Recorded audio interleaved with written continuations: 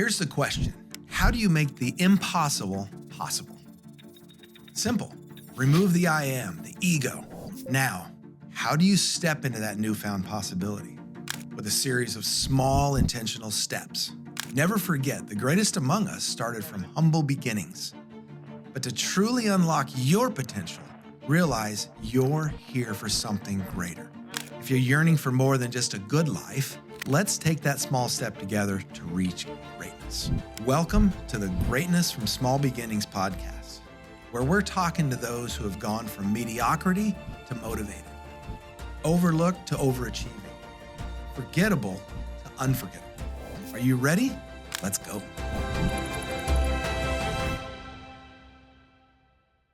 Hello, everybody. This, as you already know, is the Greatness from Small Beginnings podcast.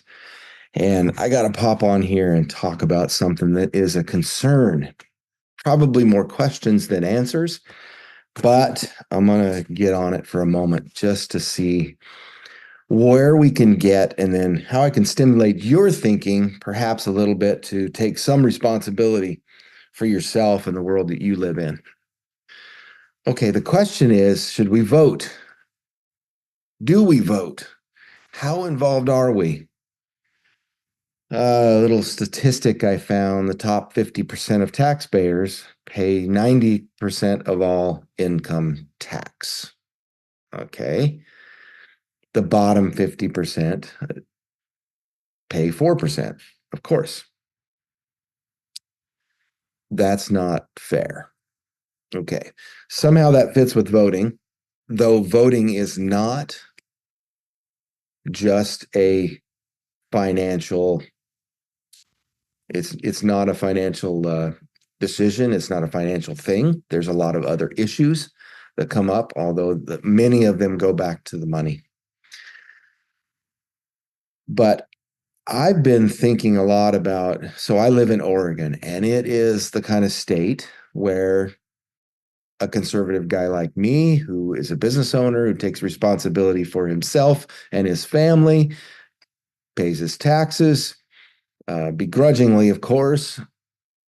I'm in a state where my vote, when it comes to president and things like that, and governor, and many of the state Congress people, it doesn't matter. My vote doesn't matter because there's so many people in a couple of metropolitan areas that the vote is carried.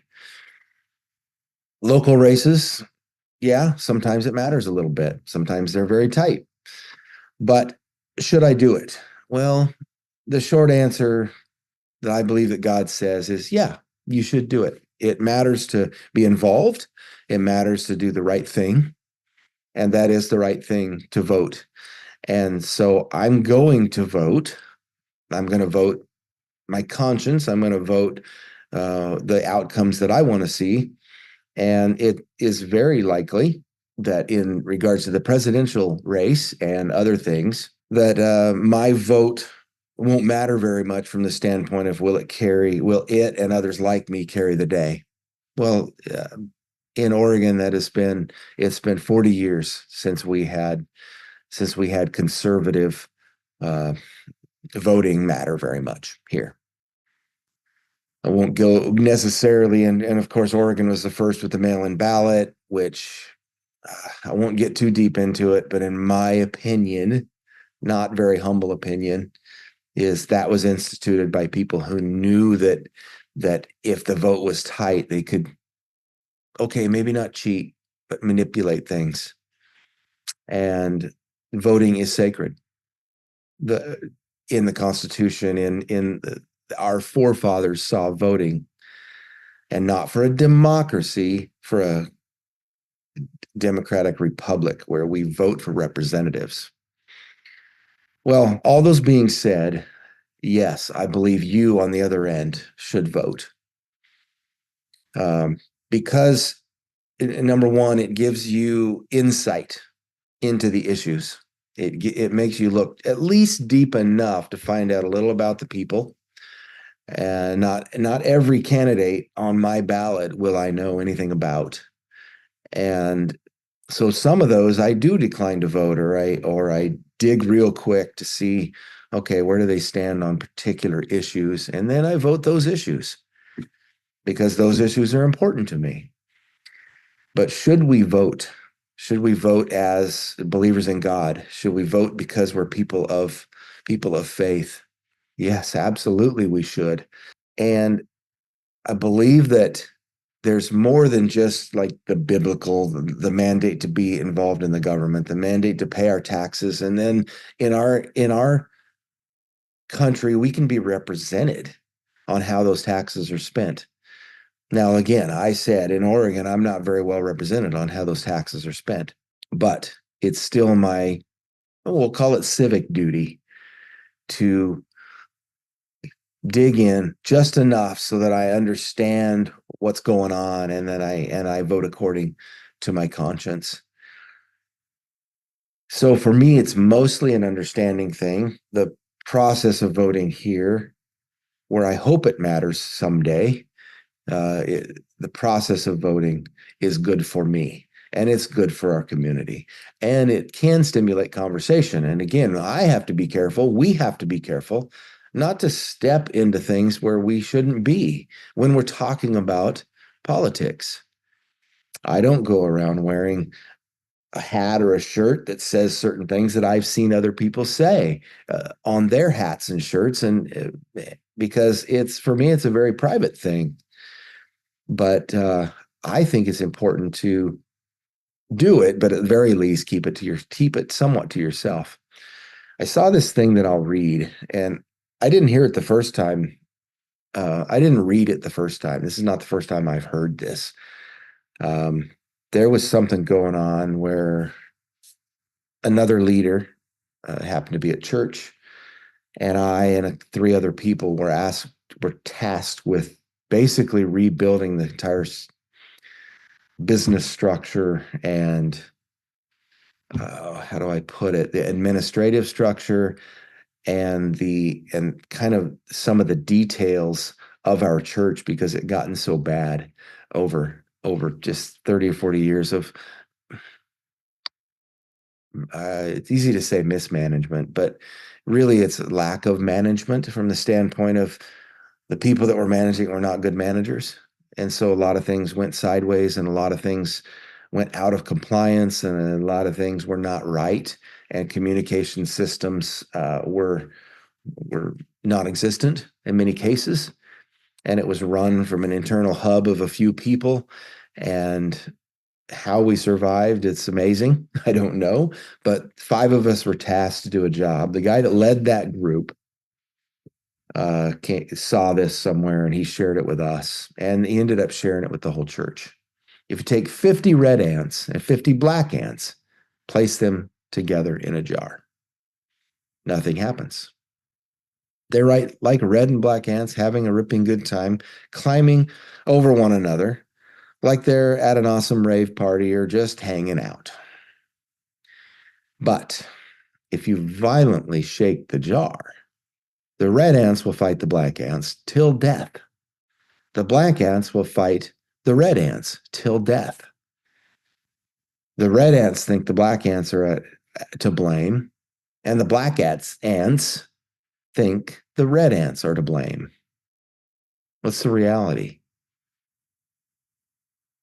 There's an enemy. There's someone else on the outside shaking the jar. And I think so. The enemy is the one that shook the jar. And I think that politically, that's what we have going. That there is, okay, maybe call me a conspiracy theorist. I don't know, but many times there's so much behind. There's layers behind the decisions and layers behind.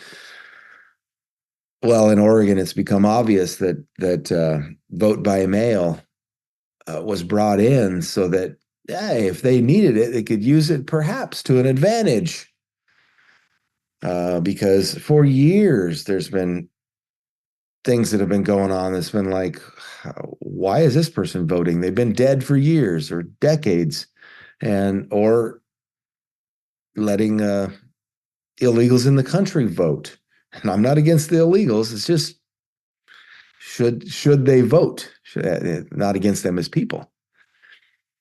But the enemy, and let me get down to it, into what I believe on this Greatness from Small Beginnings podcast, where we're talking about how we be greater. How can we make this country greater is to see, and our lives greater, to see the enemy that prowls around us, that is actually the one that's doing the damage, that is actually the one that is the enemy. Now, I've said to a lot of people, if I've met you personally, we might have had this conversation, that we can have a conversation about the fact that there's an enemy of your soul, and he hates any success you may have spiritually when it comes to tying yourself in with God and his thinking, and then even worse, to have a relationship with that God that is abiding, that gets you peace and joy and fullness in your life. And the enemy hates that. Well, similarly, in our country and in our states and local governments, what if things are just constantly messed up and shaken up, so that people are like, I don't know what to do. Let's just rely on them to fix it. And the thems go fix it. And does it get fixed? No, it seems like there's more jar shaking going on. Well, all that to say, we do have a voice and we should use it. And I've been very distracted. And yet I do vote the issues, and I want the issues to come out in my favor, in whatever I see as my favor. But I need to take responsibility for that and then get involved in some ways.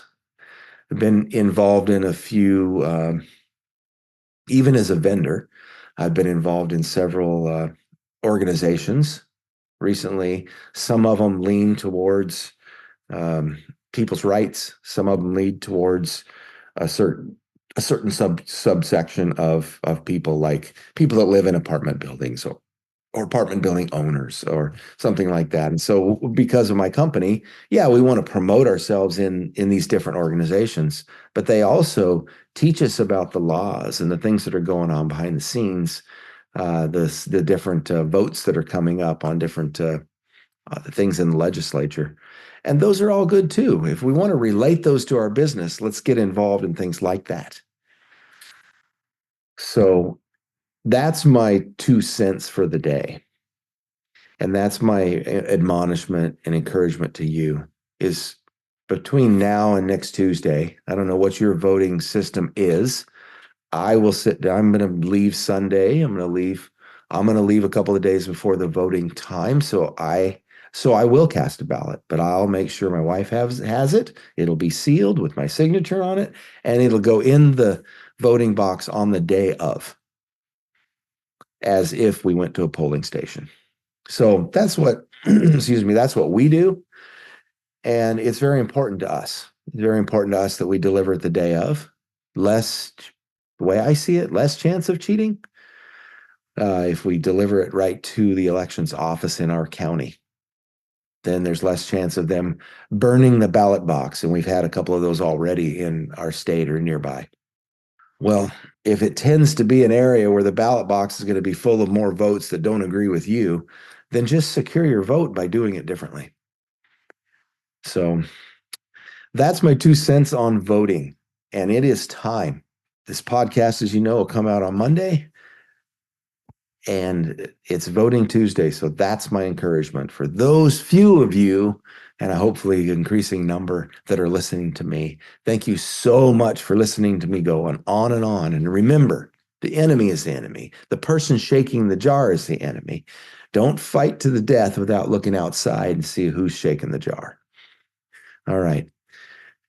Go back to that quote that I quote every time. You were designed for accomplishment, engineered for success, and endowed with the seeds of greatness. Now go be great. You can choose it. All right.